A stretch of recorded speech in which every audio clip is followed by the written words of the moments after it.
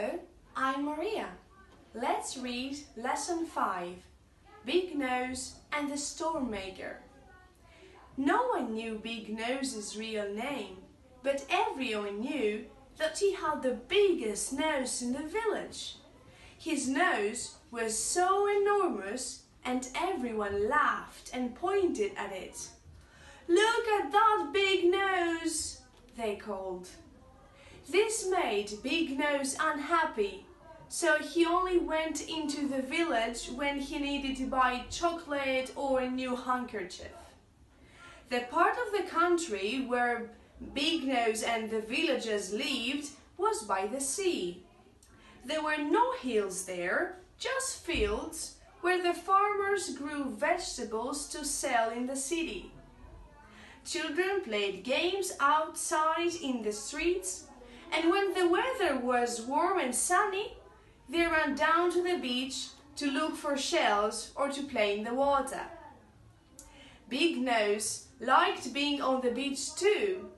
He loved the smell of the sea, and because his nose was so big, he could smell very well.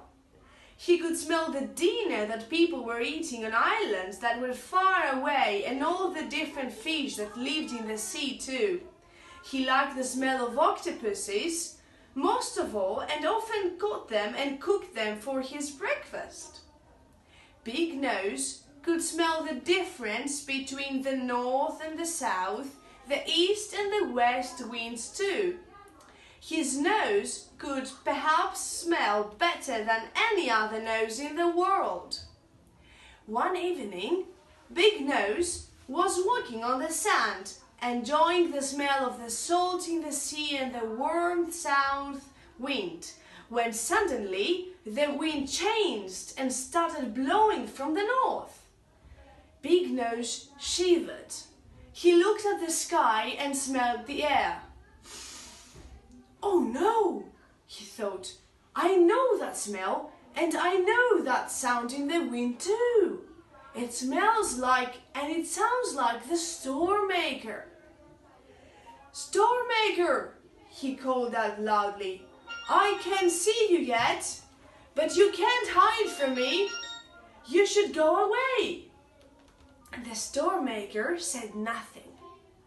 "Storm Maker," Big Nose called more loudly into the north wind, "you may wish to visit our village today, but we don't want your heavy rain, your loud thunder, or your dangerous lightning here.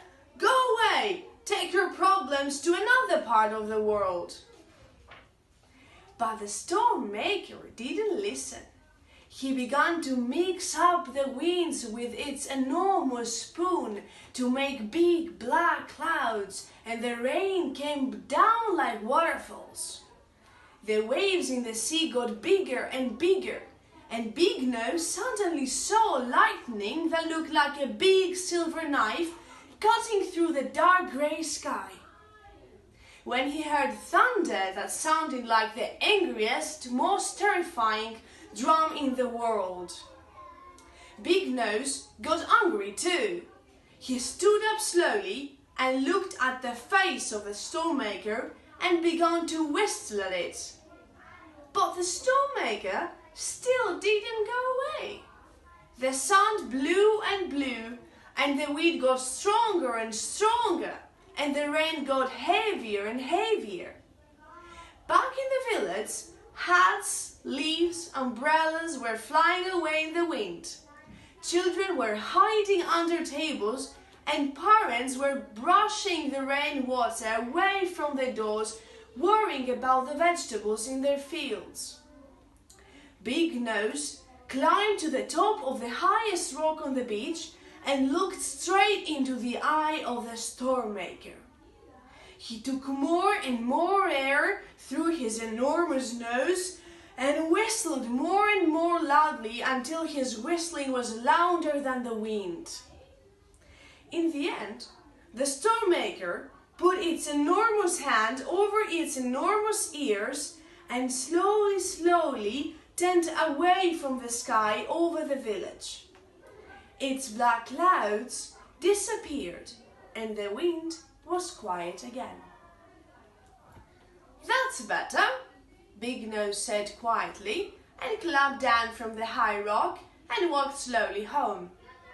And from behind the rock, two small children, who were too afraid to move or to shout for help in the storm, got up, picked up their bags of shells and ran back to the village.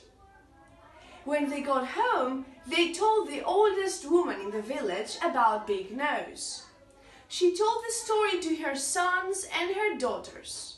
They told it to their husbands, wives, sons, daughters, grandsons and granddaughters, and then everyone told the story to 10 more people.